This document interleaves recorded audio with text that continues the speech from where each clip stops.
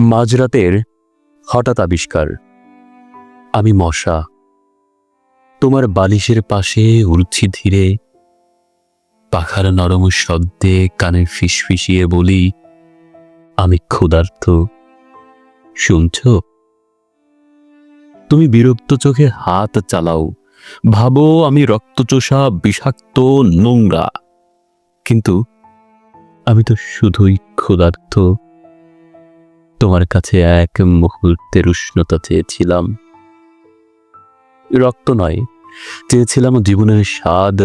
তোমার নিঃশ্বাসে এক ফোঁটা ভালোবাসা, তোমার ত্বকের গন্ধে খুঁজতাম শান্তি, তোমার নিদ্রায় আমার ছায়া মিশে যেত।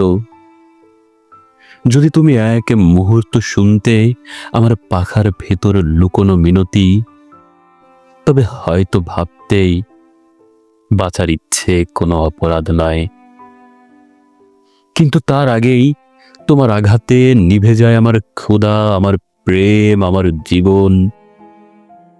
আর তোমার ঘরে রয়ে যায় এক ফোঁটা লাল দাগ, আমার শেষ কবিতা তোমার বালিশের পাশে।